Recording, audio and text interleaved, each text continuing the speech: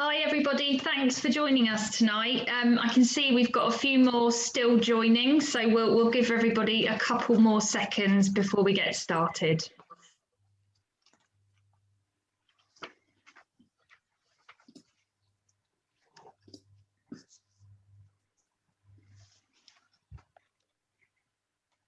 Okay, I'll just give everyone a few more moments.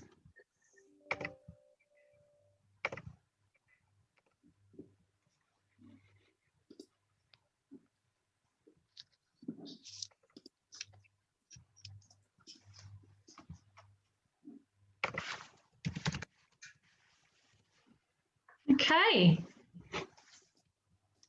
We've got a lot to get through today, so we will make a swift start. Before I hand over to the team, just wanted to say thank you very much again to everybody for joining us today.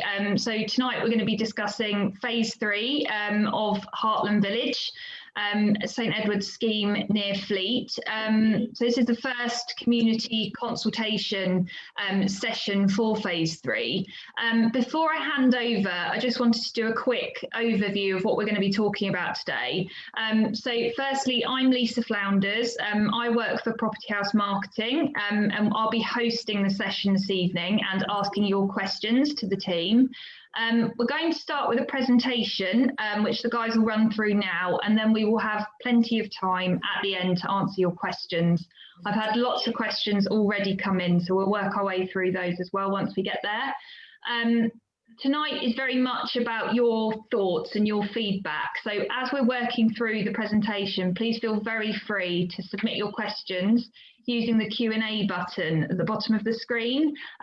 Pop them in there as we're going, as we're talking, questions, comments, ideas, feedback, and we will address all of that once the presentation element's over and we get to the end.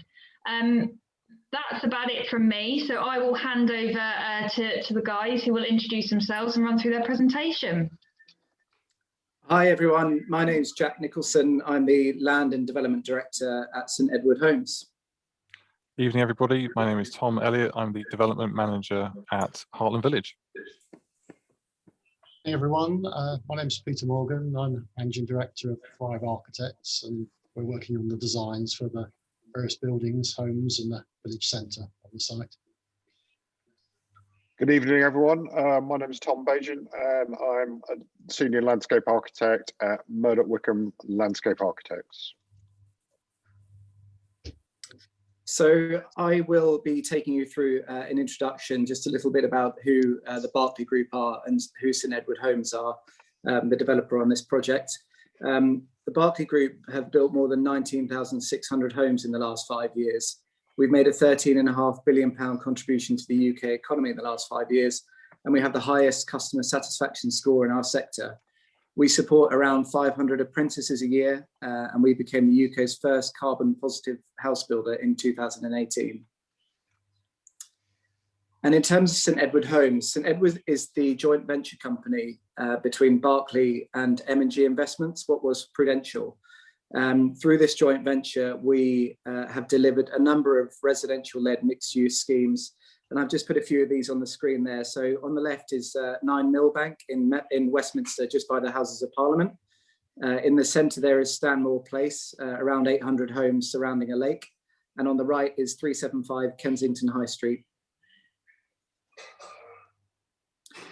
St Edward, as Berkeley Homes are, consider themselves experts in placemaking, and there are really 4 key principles that we apply to each site. And as the team will take you through at Hartland Village, hopefully you can see how those have been deployed. It really starts at the beginning with the people in terms of creating a place for everyone. Second, it's about the place, places that bring the community and nature together.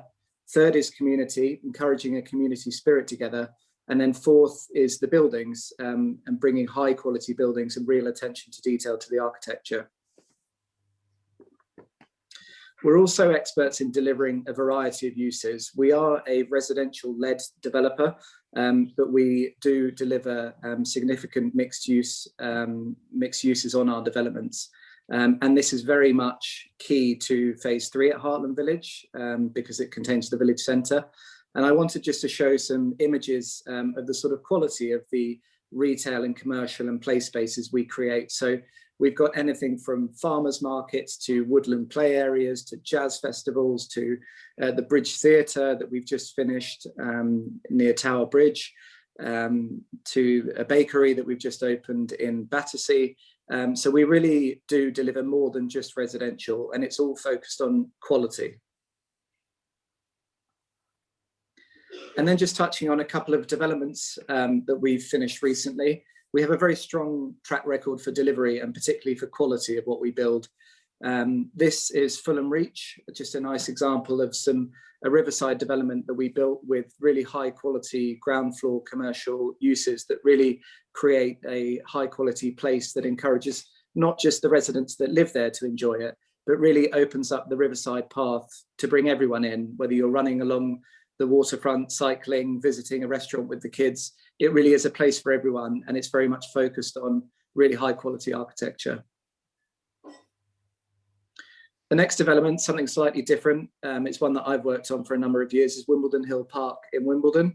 Very, very sensitive site on the edge of metropolitan open land, the conversion of a grade 2 listed hospital building that had become dilapidated, and some really nice high quality traditional style architecture surrounding it, with the restoration of 19 acres of parkland for the community. And I'll hand over to Peter now from Thrive Architects. Thank you, Jack. Yes, I've just got a couple of slides just to say a bit about Thrive. We're sort of an award-winning architectural practice. We're based in Romsey in Hampshire, but we work across all the south of England. And a lot of our work is to do with creating these new communities and high quality sort of placemaking. There's a couple of our schemes on here that have won various awards. The Fairfield Park top centre image is, that was a new development. That was about 600 homes, but created a new community and village centre as well. It won the Building for Life Gold Award, I think, in 2010. And then just to the right of that is, we've done a few schemes with the Duchy of Cornwall as landowners as well. Some of you may know of the Poundbury development that's part of the Duchy of Cornwall as well. This one is actually in it's a scheme called Field Farm near Shepton Mallet. It won our IBA Design Award. And the bottom one that looks sort of similar in character, bottom centre, is called Thicket Mead. This is near Bath, and again, Duchy of Cornwall as landowner, and very sort of high level of attention to sort of detailing and actually the quality of design and all use of sort of natural materials. And so the next slide is just a sort of selection of various designs we're working on at the moment, and we have got experience of working locally in the area. We're doing, as well as Hartland, we're working on development in Hook and in Odeon.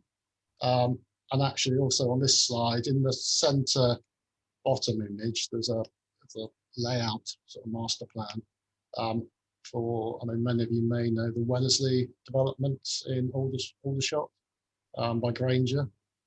It's a sort of, again, it's a mixed use new community, about 3,000 homes, and again, a lot of different uses as well as the residential going into there.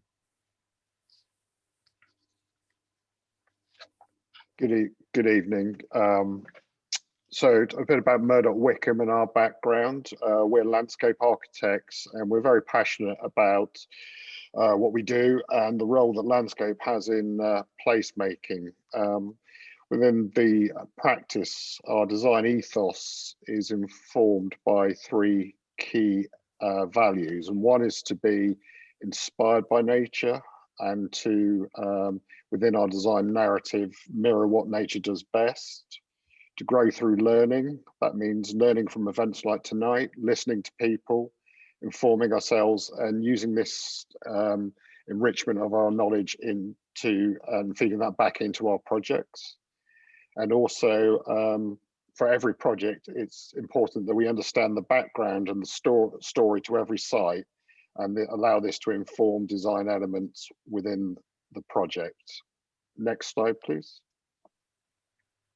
And a couple of examples of projects here we've worked on, similar to Hartfield. So Arborfield Green, a very similar project, a brownfield site, ex-military site that was now converted into a new residential community, approximately 2,000 homes, a third of which are now being built out. And Murdoch Wickham were instrumental in the design of the key green spaces, including Valley Bottom Park and Sangs. On the right-hand side of the page, we have, this is a urban regeneration scheme where an existing residential estate at Woodbury Down in Seven Sisters, North London, has over successive phases been regenerated, creating new high quality accommodation within a landscape setting. I think this is a very good example of a project that integrates within the landscapes a multitude of flexible uses, including play, recreation opportunities, as well as generally creating a sort of natural and hopefully attractive environment for which people to live. I'd now like to take you through our approach to engagement. Sadly, due to COVID-19 pandemic, we cannot hold a face-to-face event. We've therefore taken another tack, and we will be consulting virtually on the third phase of Hartland Village. You'll be presented to online and have the ability to ask questions and make comments afterwards. There's also a dedicated website for consultation, and I encourage you to visit heartlandlife.co.uk. The consultation process for phase 3 is split into two main parts. The first today is an online webinar where you have the opportunity to ask questions of a panel. We will then have a 2-week period where we will seek your comments via a survey. And then finally, we'll present the evolution of our proposals in June, explaining where we have taken on board your feedback, with a submission expected in summer of this year. Today's presentation will cover a history of Hartland Village, an introduction to phase 3, an overview of the proposed layout and landscaping, as well as a brief overview of the village centre, public art, open space, biodiversity, and sustainability. Hartland Village has a very interesting and varied history. It started life as Bramshock Golf Course, which was founded prior to World War I. By 1946, it was home to the National Gas Turbine Testing Establishment, which played a crucial role in developing the first jet engines. By the 1990s, it was under the control of DEFRA and employed approximately 1,600 people. Due to advancements in technology, and mainly due to advancements in technology, it was mainly redundant and decommissioned by the year 2000. The site was purchased by the Pru in 2004, who worked up plans for a 1.35 million square foot logistics park, which achieved planning consent in 2009. However, this consent was not viable. St Edward later became involved in around 2016 with a view to regenerate the site. By 2018, we achieved hybrid planning permission for 1,500 homes, and more recently, we welcomed our first residents in May of last year. At Berkeley Group, we're well known for regenerating sites, and Hartland Village is no different. We have taken this underused brownfield site and turned it into an attractive place to live, with real biodiversity benefits. We have a really strong vision for Hartland Village, which is built around 4 main pillars. Number 1, a village for everybody, meaning it is designed to be a real community that lives and grows, that includes open space to meet everyone's needs. Number 2, coming together, providing social spaces such as a community hub and a mix of homes that really helps build a strong community. Number 3, a beautiful environment, a well-considered landscaped environment that includes a central village green and 70-acre country park. Finally, number 4, looking after the future, a community that is built to last with sustainability at its heart. As an overview of the development, Hartland Village provides 1,500 homes, 300 of which are affordable. We're also paying over 333 million in Section 106 contributions towards education and highways, to name a few. There will also be a new primary school and circa 25,000 square foot of commercial and community space. Also, the 70-acre country park is being well used by residents and the general public alike.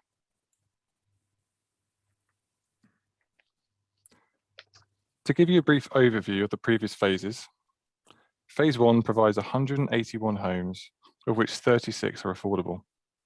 It has created a beautiful entrance to the site, which includes a humpback bridge over the lake. The phase also includes Hartland Manor, which has been built in a classic Georgian aesthetic. Phase 2 is a continuation of housing seen in Phase 1, but provides a greater mix of family homes. Out of the 132 homes provided here, 42 are affordable. This phase takes advantage of its woodland edge setting and also provides a great variety of architectural styles, which creates a series of character areas. Now for Phase 3. It will be the beating heart of the development and will include the village centre and associated commercial and community uses. The phase will also deliver large areas of open space across the development, and importantly, it provides the opportunities to celebrate the site's history through public art. I'd now like to hand over to Peter Morgan. Thank you, Tom. Yes, so this plan here, this shows the extent of Phase 3. This is our sort of really high-level thoughts in terms of a sort of master plan. I think it's important to note that obviously in terms of the whole development, there is an outline planning approval in place. So in terms of a framework for development, there are certain things that are already set and approved. So really what we're doing now as architects is sort of working up the details, so to speak. So the way the buildings look, the appearance, out where the uses go. But in terms of what's been set is the scale, the range of scale, where the access is into the site and the primary route through the site. There's generally the density has been set for different areas, and where general uses are going. Like in Phase 3, we've got the school, which is to the northeast, you'll see on that plan, and where the village centre is, which is sort of centre to the north as well. So, I mean, for us, I think Phase 3 is a really exciting opportunity. Because it's got the village centre in it, I think it's really the heart of the community. And really as designers, we're starting to think about, well, what is a 21st century community? What makes that special? And I think a lot of it is sort of underpinned by sustainable living as a sort of theme. And that's probably got several strands to it in terms of some of it's sort of looking towards a sort of low carbon future. It's about creating a sort of walking and cycling neighbourhood, trying to encourage people to move out of their cars. It's looking at opportunities to sort of enhance nature within the development, improve biodiversity, but also thinking about things like future trends for more flexible living and working, really. And I think we've seen from COVID how our sort of working patterns have changed, really. And I think there are opportunities certainly within the different uses we deliver within Phase 3 to encourage sort of home working or have co-working spaces as well. But I mean, these are just some of our sort of initial thoughts. So obviously be keen to hear any other views you may have as well as what would be great to make this a really sustainable community. So this slide focuses on really on the village centre. And really there's four sort of key spaces to this. So we have the community hub in the middle, which is really like a 21st century version of a village hall. And then around that, there's four squares that each have a slightly different character. So to the west, there's what we're calling Market Square, And so that may be a space that has a farmer's market in it, may have a sort of car club. To the north, there's a square, North Square, which is more of a sort of wildlife habitat area with maybe some sustainable drainage ponds. To the east, we're sort of linking towards the school. So that's a pedestrianised area. So it would have a sort of urban play park in there. And to the south, there's the sort of southern green, which obviously gets the best aspect and the sunshine. And we've got a cafe that opens out onto a terrace there. The community building opens out onto a terrace. It's the sort of place you'd sort of sit out and have lunch, really. And then to the very south of that, you might see in small writing something called, I think it's called Transport Interchange or Green Travel Hub, as we're calling it. And got various ideas of how to sort of encourage people to use the bus, encourage them to use bikes, electric bikes and electric vehicle charging, all as part of a sustainable sort of transport vision. The next slide. So I'm really keen to sort of get your thoughts on what sort of uses should be in this village centre. We see it a bit like, I suppose a bit like a small market town, really, where you have mixed uses or shops on the ground floor, but you would have residential people living above that, really, and that helps give some activity to the area throughout the day. So you'll see listed on here, these are our sort of initial thoughts on what might be a good balance of uses. So we've got things like a nursery, a gym, hair salon, obviously food stores, very important, maybe a farm shop, a cafe, pharmacy, dentist, vet, and business space that I touched on, this sort of co-working space. But yeah, I mean, if you've got any other thoughts, then yeah, please let us know. And I think we're keen there's a sort of a balance of uses, but also sort of high quality uses as well that reinforce the sort of aspiration for the development. Thank you. I think I'm passing to Tom now. Thank you very much. Yeah, so I was going to take you, hopefully tonight, I'll just take you through briefly through the key open spaces within the development, share our initial thoughts, and more importantly, hear your thoughts on what these spaces could be and what functions and activity they could host. It's important to note that all these spaces are public open spaces and they will be available and for use by the whole community, both new and existing. And the spaces are being developed very much in line with the existing consents and master plan permission for Hartlands. So if we go straight into the village green as the first space we'd like to talk to today. So the village green, very much as you would expect, is situated at the heart of the development. It sits very much on a north, south, east, west axis through the development. So very central location. It's a very large space. Very roughly, it's sort of 70 by 70 square meters. We feel that, you know, as a village green, you'd expect it to have a green. So we see a big open expanse or lawn area with nice mature trees, etc. within it. Also as a village green, you know, the village ponds, the idea of introducing some water.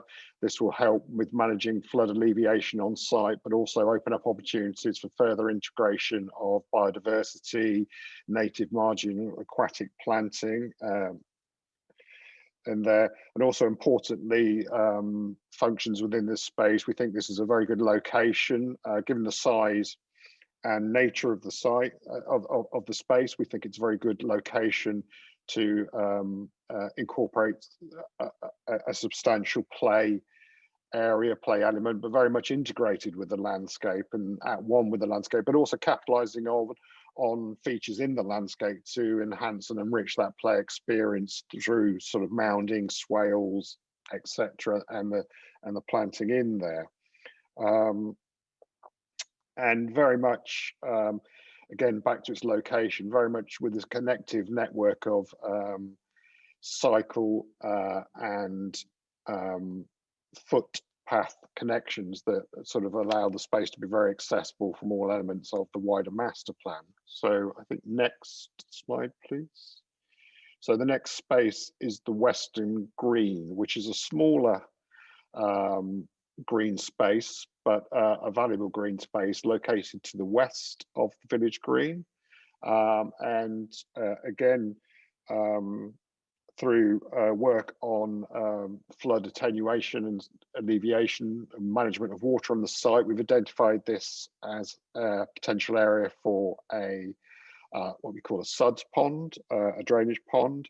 But again, we think that the space can be developed around this pond and really create a very interesting and contrasting a sort of ecological park, which again would capitalize on the water body in terms of sort of native aquatic marginal planting, the option to have a sort of boardwalk that would extend through and take people through the water and the different types of planting there, but also allowing sort of green spaces at the edge for sort of wildflower meadows, places for sort of relaxation and sort of communing with nature and sort of education into the natural world. I think we can go next on that. And the final space I'll talk about tonight is the Green Avenue. And for those more familiar with the master plan, maybe aware there's sort of two east-west green avenues within the scheme. And this is the one that partly falls within phase 3. Ultimately, when the full master plan is developed, this will connect woodlands to the east with woodlands to the west. And the idea is very much to bring that natural nature corridor through the master plan. So this will predominantly be a pedestrian and cycle friendly recreation route with sort of generously sized shared footway, cycleway through the site. And that will weave through the green corridor, and along the route there'll be opportunities there for introductory potential items of play, or as illustrated on the screen here, possible fitness stations as part of a wider trim trail. And again, the important thing here is that, you know, we're bringing that natural planting, sort of large trees, etc., through the master plan into the heart of the development. Okay, next slide, please. Just to conclude, a final bit about public art. One of the being the heart of the development at phase 3, we think this is a very good opportunity and the perfect place to sort of locate some public art. And one of the initial thoughts around the public art is maybe it should be something that sort of picks up on the history of the site. That's one idea. The example in the middle there of the horses at Goodman's Field are an example of this, where the site used to be a stable yard. And the horses were kept there, and it's just reflected there in the artwork. But that very much, we'd be very interested to see what you would like to see, where you think it should be located, and how you think that would be best procured, either through a local art competition or other means. So thank you very much for your time, and we look forward to hearing from you. Great. I'll just take you through biodiversity. So a strong landscape-led environment is important to us and provides a real opportunity to build sustainable habitats. As you can see from the examples on the screen, we would like to set our sights high for Hartland Village, and we are targeting a 37% biodiversity net gain on the site. Sustainability is at the heart of what Berkeley Group do. We have recently launched our Vision 2030, which sets out our commitment to building a more sustainable future. We push ourselves to be industry leaders in this area, and that is why our vision targets are often set to exceed both local and national policy requirements. But what does this mean in practice? Well, for phase 3, we're delivering a number of sustainable travel measures. For example, EV charging to all homes, an electric car club, and also cycling and pedestrian priority that will be built in from day one.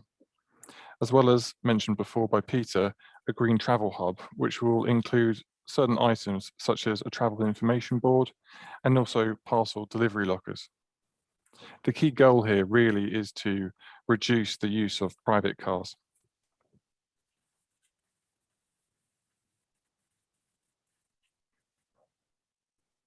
As part of the hybrid planning application for Hartland Village, we were delivering new works and also making contributions to highways totaling over £7 million.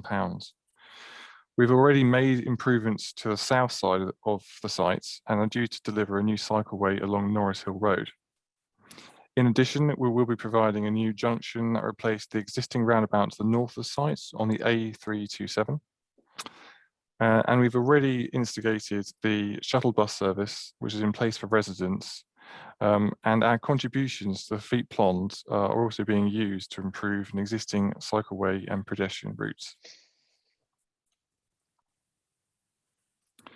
As a recap, I'd just like to seek your views as a recap, we're now looking to seek your views as part of the question and answer section of the webinar. The public will have their 2-week period to provide feedback via the online survey. We'll then take on board your views and feed these back into the evolution of our proposals as part of stage 3. Then stage 4, in June, we'll present an update of our proposals to you, where we'll show you how we've incorporated all of your comments.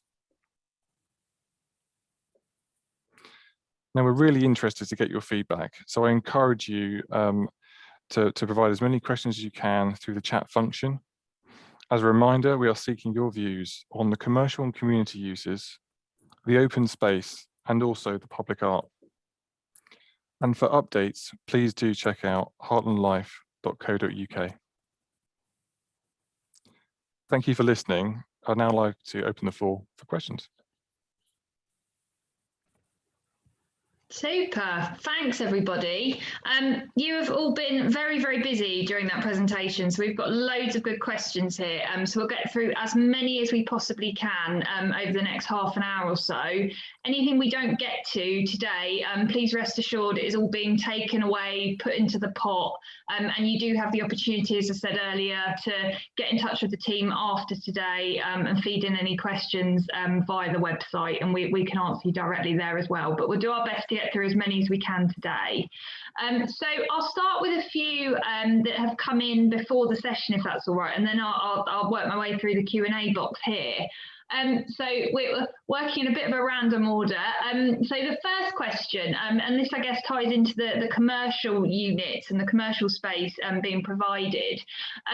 Will there be any employment or skills training opportunity for, I guess, residents, but also the wider community as well? I can answer that, Lisa. So yes, there definitely are going to be opportunities for employment skills, in the sense that we have a lot of apprenticeship opportunities while the site is being built out, and we've also just opened a new community training hub, which is linked to local colleges for them to use for kind of practical training on site. Great stuff.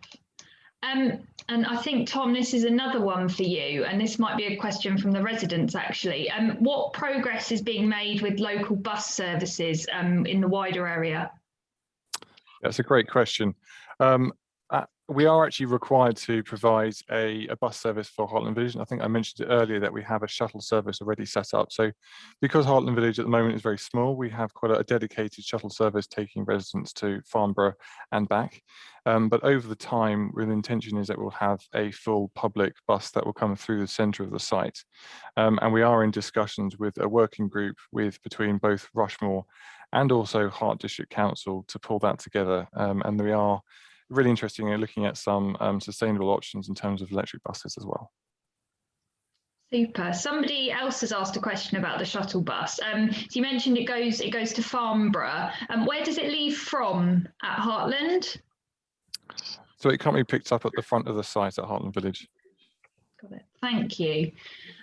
So I've got loads of questions about what sorts of shops and services and everything else will be included. And I guess as we've talked about today, it hasn't really been decided yet. But a couple of questions about the types of businesses. Would certain types of businesses or shops or services have priority over any others? I'll take this one, Tom. I think we definitely have a preference for local businesses. As I tried to touch on at the beginning, the commercial areas or the retail spaces that we create are very much focused on quality. It's not about getting whoever's going to pay the most rent. We don't want, betting shops and things. We want to create something that is suitable for the area and that also creates a destination so that people outside can come and visit as well. I think, as Peter touched on, we want a balance of uses. We don't want 3 coffee shops. We want something for everyone, so you can come and get a coffee and then maybe go to the gym and get some food, and a sensible balance for people, both for the residents and for people coming to visit. I noticed there was one question about, is the village centre open for people to come from outside? And of course it is. Definitely. I mean, Hartland Village is a destination where you should come and visit, park the car or cycle there, go for a walk around, cycle through the woods, sit and have a coffee. It's for everyone. It's not just for the residents of this development. And again, I was trying to show on the slides how a lot of the developments we create, they're quite large, so they are places where we encourage people to come and visit. So I think in terms of the uses, we haven't decided at the moment. We are talking to people because naturally retailers and commercial people, write to us and say, we understand you've got planning, can we be involved in it? So we're talking to various people, some food retailers, a vet, I think, as well, Pilates studios, things like that. But ultimately, commercial operators will locate somewhere where they know there's a demand. So that's why we're really asking for people, what do you want to see here? Because ultimately, people will locate a business somewhere where they know there is local demand. So normally it's not until much closer to when the buildings are built that a commercial operator will want to sign up. So we wouldn't look to do that until nearer to completion. But in terms of the strategy, it's focused on quality of the place, not about the amount of rent or anything like that. So hopefully that answers it. Thanks, Jack. A couple of people actually have asked about medical services and facilities. Is there capacity for perhaps a doctor's surgery? I can pick that up. That there isn't any intention for a GP to be located on site. As part of our Section 106 package, we have paid towards improvements elsewhere. So we've got the Voyager surgery, which is kind of a wider hospital and doctor's surgery facility, which is in Southwood. Okay. And I know we looked at the master plan earlier as well, which showed us a good outline of where things were going to sit. But one of the questions here has said, how many units are we actually looking at in total? Is there a fixed number here? Can bigger units become smaller units? What's a realistic kind of number of variety of uses that people can expect? I'll answer this one. Yeah, I think, it's evolving, but there's probably going to be around 8 or 10 units of different sizes, really, and we'll design them in the way that they're flexible and can be adapted over time, so that they could suit a range of different business uses, really. Okay. Somebody has made some suggestions as well for other uses and things, which is great, and they like the ideas. They have made the comment, actually, are there any plans in place for the local community to actually get involved in sustaining the businesses and being a part of kind of keeping things going over time? Guys, I have got a bit of interference, actually. I wonder if you could mute if you're not talking. That's better, thank you. Yes, Lisa, we do often do that. Tom and I also work on another development called Green Park Village in Reading. And we very much focus, once we built the units, we very much focused on talking to the local residents, and we tried to encourage them, because we had a national retailer sign up in the convenience store, which is right by the train station. That makes sense. And then we really wanted to get the balance right. So we were talking to the local community, and we ended up signing up one of the local residents who wanted to start their own kind of deli bakery type thing.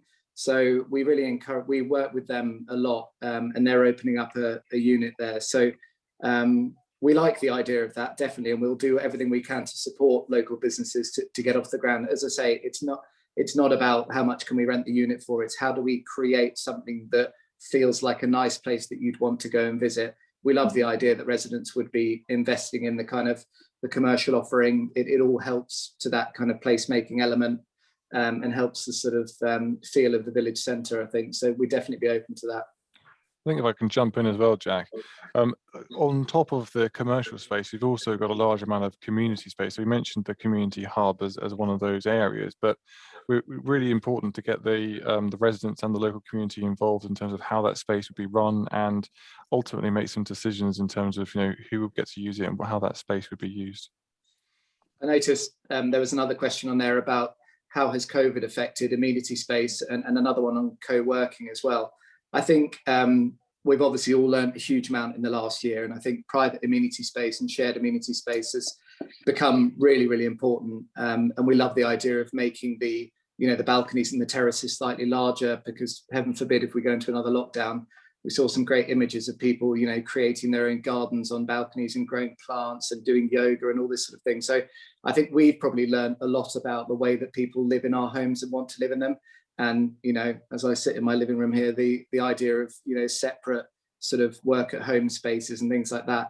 And the idea of the co-working space, and these are done more and more on new developments, but they're really nice shared spaces. And yes, if you live in one of the houses on site, you could go and work in a spare bedroom potentially, but we like the idea that you might cycle down to the village centre, grab a coffee, go and set up a desk there and work there for the day.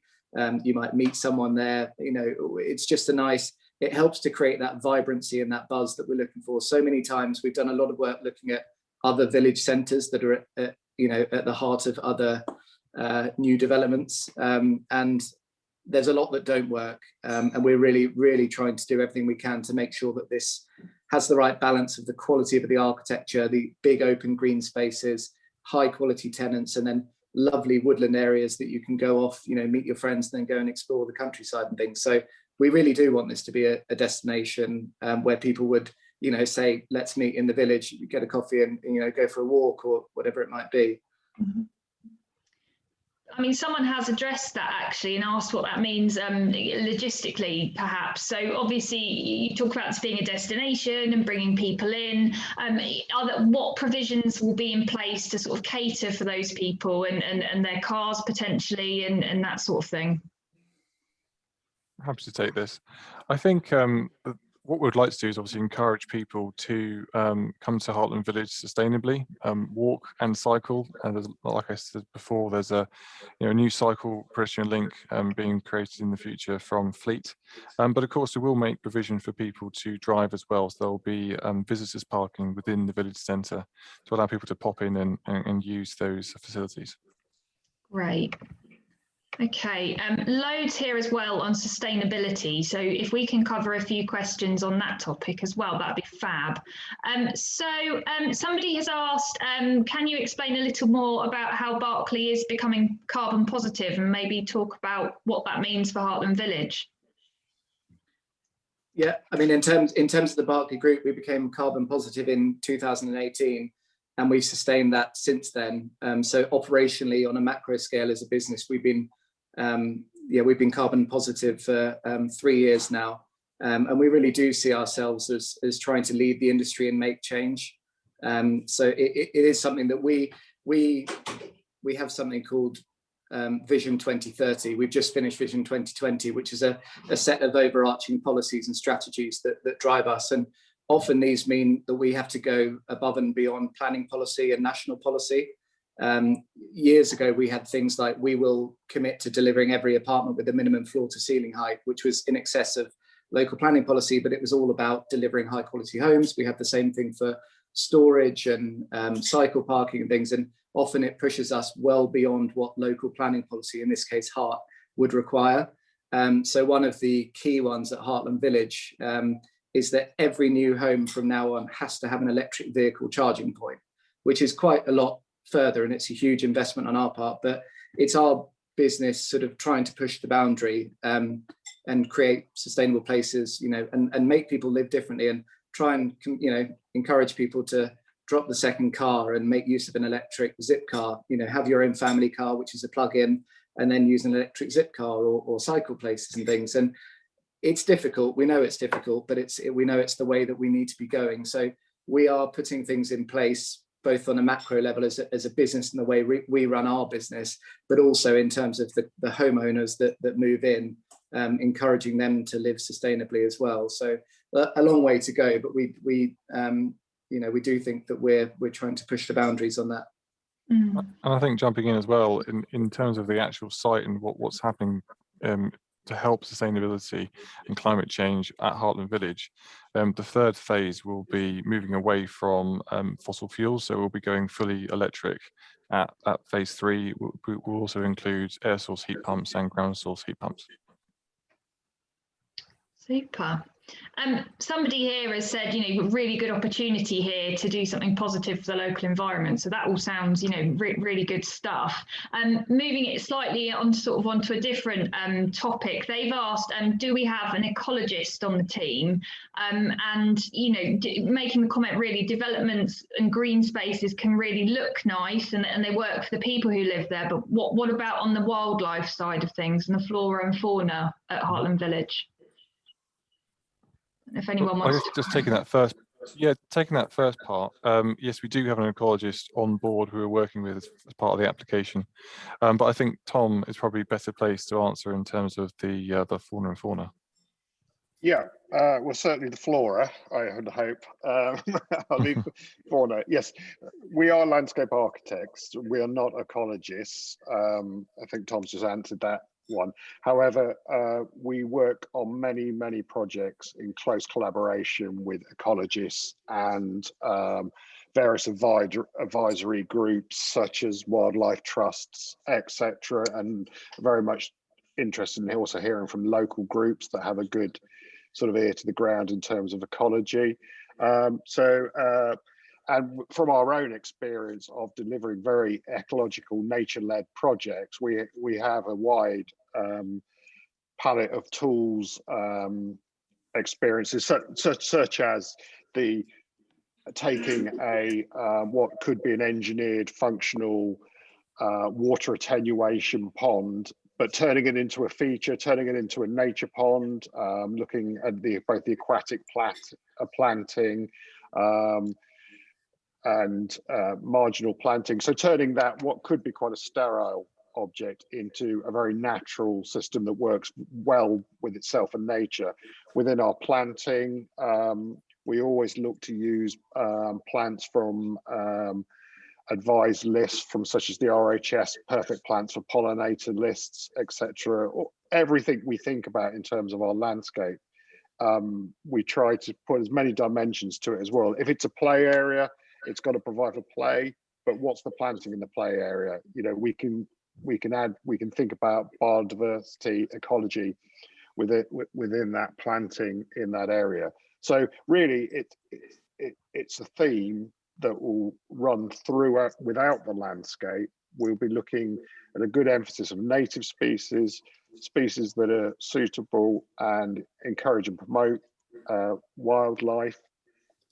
But also we'll be working also with ecological experts in the field and taking their advice on how we can really get the maximum out of this scheme in terms of benefits to wildlife and fauna of all types.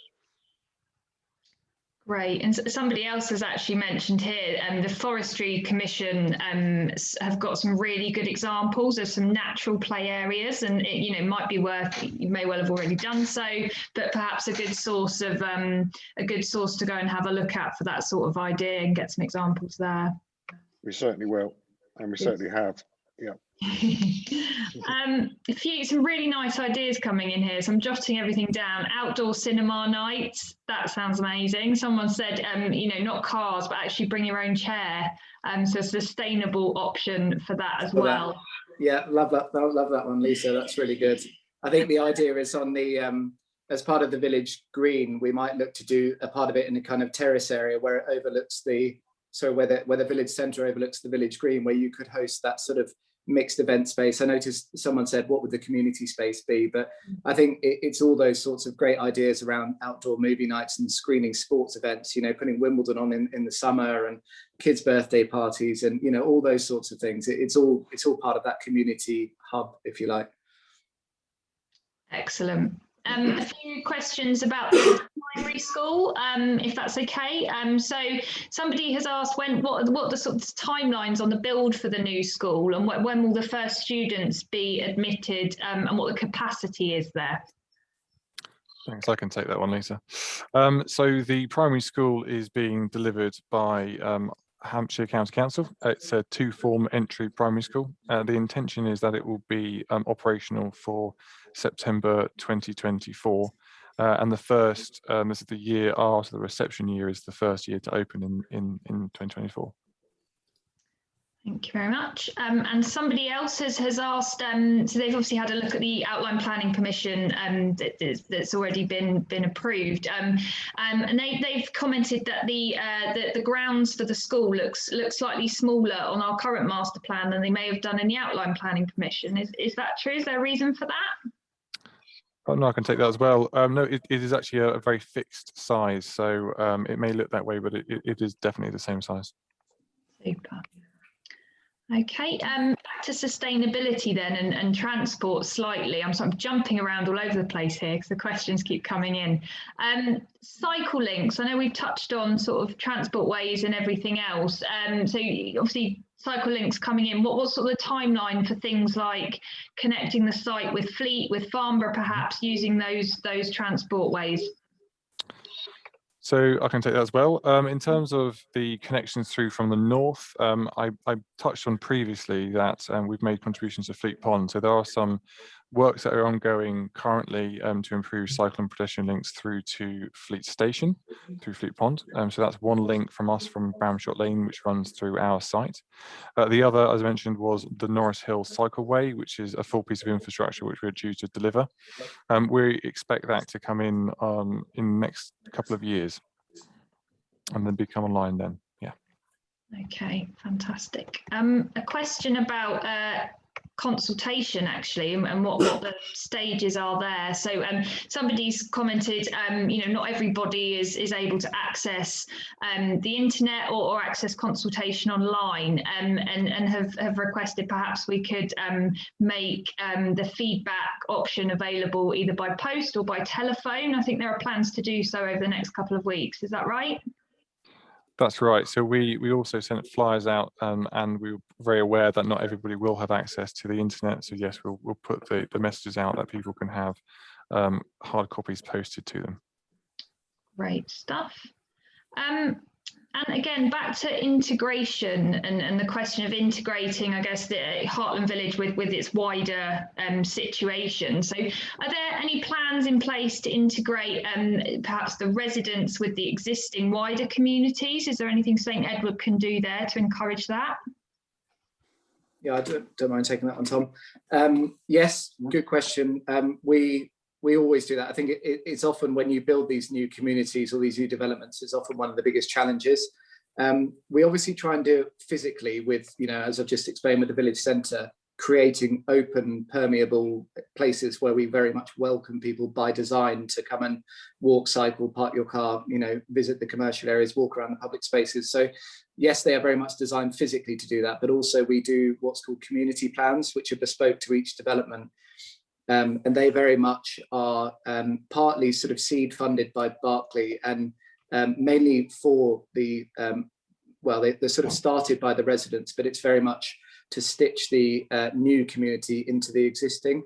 So we've done all sorts of things on different developments, things like gardening clubs where, Berkeley will fund a gardener to come in and teach people about plants and gardening. And if that invitation would go to the local residents, but also to the local community that live there, bird watching, walking tours, or yoga classes, or it might be an Easter egg hunt or Christmas carols. So we hold a series of events and we set up a community plan, which will be published and shared with people.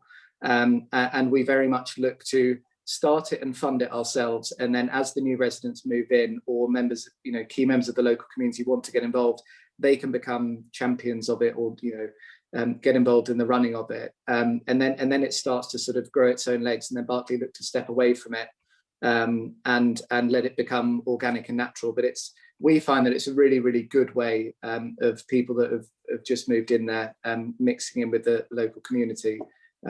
Because if you're someone that's lived nearby for years and years and this new thing gets built, you know, you want to feel welcome, and it should be a place that, yeah, you're invited to, and that offers something back. And, you know, as Tom said, this was a big derelict brownfield site, but it will turn into something where people really can go and visit and shop there and play there and things. So that's very much what we're all about doing, I think. Super. Somebody has also expressed interest in the public art, especially, which is great to see, and has asked how they can get involved in that. So I think the best thing to do there is go and have a look at the website and perhaps fill in the form and sign up to the mailing list, and then we can get in touch with you about that and perhaps have a conversation and collect your comments on that. Yeah, we're really interested. Absolutely, yeah. Fantastic. Again, I mean, that's an example of where the local community know, you know, a lot more than we do about, you know, the history of the site and things. So if there's something that particularly someone wants to see there, you know, we often hold public art design competitions. We often get local communities involved with it, local artists and things. So whether it be a particular artist or a particular piece of sculpture or something about the history of the site that someone wants to see, you know, brought to life effectively through the public art, please share your ideas. It'd be really interesting. Good stuff. And just to be clear, I know we looked at a potential location for the art, didn't we, on the plans? Is that completely fixed, or is that movable? I think certainly from our perspective, you know, we have suggested locations, and we think that the centre, the heart of the development, is an appropriate place for art, but by no means is that a fixed location. You know, if people have views, sort of strong views about where the art should be located, we'd love to hear them, really. Yeah, and I think, to be clear, we're not suggesting that it's a single piece and you've only got one opportunity to find a piece of art. You know, art doesn't need to be one big sculpture. It can be all around the site in different ways. It can be subtle. So, you know, we're really interested to hear what you guys think. Somebody else as well is interested in looking at some other examples of the work of the team here, and has said it'd be great to see some more rural developments potentially. I don't know if anyone's got any examples that they could give across the team, actually, where people could go away and have a look at some of the other projects that you've all worked on.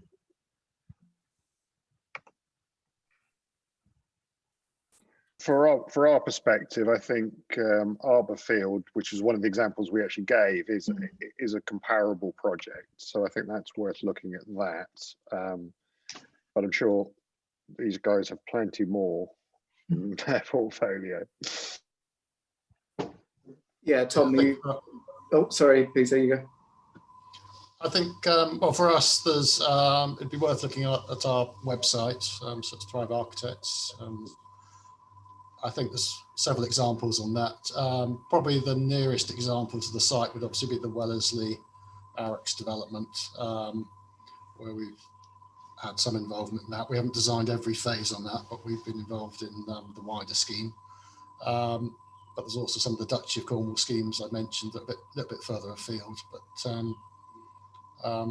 or if anyone is heading in the Bedford direction, there's Fairfield Park as well. That's a bit of a track, but worth a look. And I think from our side, I mean, actually, Hartland Village is a great place to have a look to see what Hartland, the rest of Hartland will look like. It's now built. Phase 1 is being built out. So please do come along and have a look at the bridge and the lakes as that entrance. I think that will give you a really good flavour of how the rest of the site will come along. But also our sister division has built Edenbrook on the other side of Fleet, which also has a very large country park attached to it as well. Good stuff. We are pretty much out of time. We've whistled through some questions there, which is great. Just to wrap up on a few great comments as well, somebody has suggested maybe some temporary sculpture trails, maybe done by the schools, local community groups, and actually have almost a rotation, perhaps bringing in different types of art as the scheme grows and progresses. That sounds like a great idea. And another one here as well, and this ties into that community idea, I think, perhaps the idea of almost forming a community council or a village council for Hartland Village later down the line. Okay, I think we are pretty much at 7 o'clock now, so we won't hold people any later than that. As I said, anything we haven't got to, you know, we will be putting everything into the pot, and we will be coming back to you again, as Tom talked about, later in the year, in the coming weeks. I really hope you found the session enjoyable. Hope you found it informative. Do visit heartlandlife.co.uk. As we said, we'll be live for the next couple of weeks with a survey and a recording of this video from tomorrow. So take a look and do you know, spread the word and get the message out there, because it'd be great to have as many ideas as we can get. So thank you again, and thank you team for the presentation, and we hope to hear from you all again soon. Thanks, everyone. Take care. Thank you all. Bye-bye. Thank you. Bye-bye.